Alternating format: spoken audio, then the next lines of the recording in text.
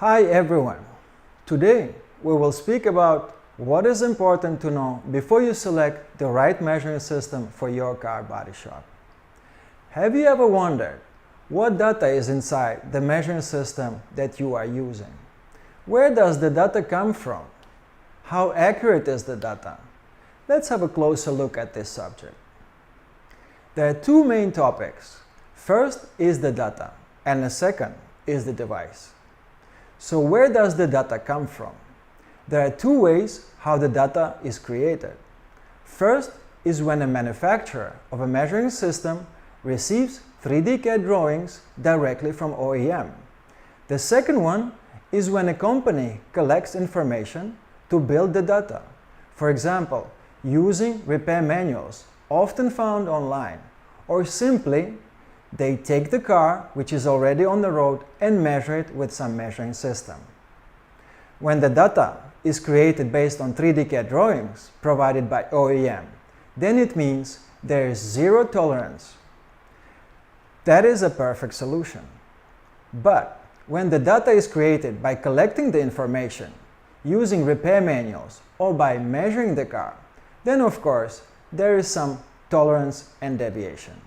As you can see on this diagram, there are three factors that can affect the tolerance. First are the skills of a technician that is measuring the car, which can differ from technician to technician based on his experience. Second, there is some deviation on the car itself. As we know, all the cars are a bit different, even right away from the production line. Third, it is the tolerance of the device that is used for creating the data by measuring the car. When we put all of these tolerances together, we get a number of plus minus 5 to 9 millimeters of possible tolerance. So as you can see, even before working with a measuring system in your body shop, the difference can be 5 to 9 millimeters comparing to the data created using 3D CAD drawings where the tolerance is zero.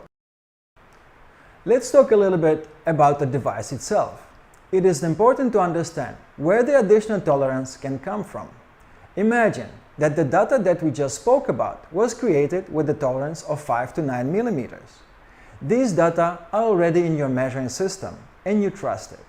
So when you go to measure the car, you automatically add more tolerance without knowing it.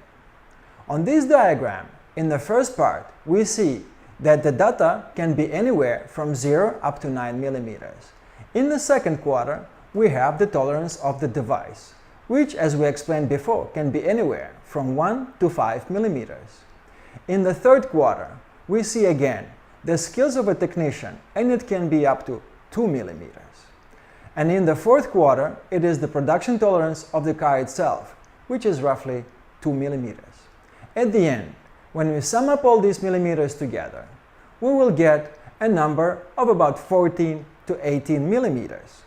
So now you understand that if you work with the data created based on OEM 3D CAD drawings, then the tolerance is much less comparing to the data created by collecting information from different sources.